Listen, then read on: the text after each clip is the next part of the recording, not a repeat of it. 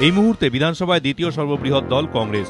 কংগ্রেসের বিধায়ক সংখ্যা 40, কিন্তু সিপিএম এর হাতে 39 জন বিধায়ক। সিপিএম এর দাবি, তাদের হাতে 39 জন বিধায়ক থাকলেও বিধানসভা নির্বাচনে তারা লড়াই করেছিলেন ফ্রন্টগতভাবে এবং নির্বাচনের পরেও বিধানসভায় তারা রয়েছেন ফ্রন্টগতভাবেই। বামফ্রন্টের বিধায়ক সংখ্যা 62 জন।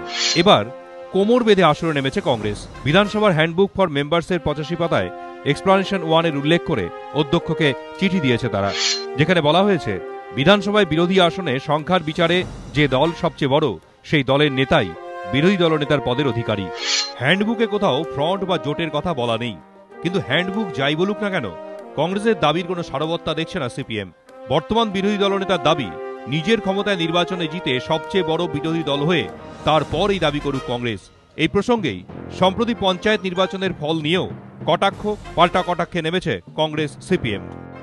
সরকারের বর্তমান যে শাসক দল তার সঙ্গে প্রতিদ্বন্দ্বিতা করেছিলেন, আলাদা করে প্রতিদ্বন্দ্বিতা করে তারপরে তাঁরা যদি সমর্থন পেয়ে বেশি আসন পান, পঞ্চায়েত নির্বাচনে যেরকম পেয়েছেন সেরকম যদি রেকর্ড না করেন, তাহলে তারা তো নিশ্চয়ই দাবি করতে পারবে।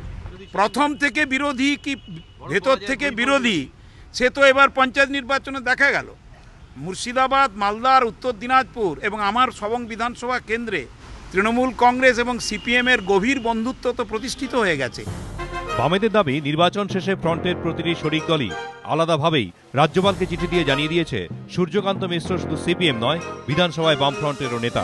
সুতরাং তার হাতে রয়েছে ফ্রন্টের 62 সংখ্যা। ফলে এখানে বিতর্কের আর কোনো অবকাশই নেই। শেষ পর্যন্ত কংগ্রেস কি পাবে বিরোধী দলের মর্যাদা? এই প্রশ্নের উত্তর এখন নির্ভর করছে স্পিকারের সিদ্ধান্তের উপরে। যে হ্যান্ডবুককে হাতিয়ার করেছে কংগ্রেস, সেই হ্যান্ডবুকেই স্পষ্ট বলা হয়েছে এ ব্যাপারে স্পিকারের সিদ্ধান্তই চূড়ান্ত। দীপক ঘোষ, এবিপি আনন্দ, কলকাতা।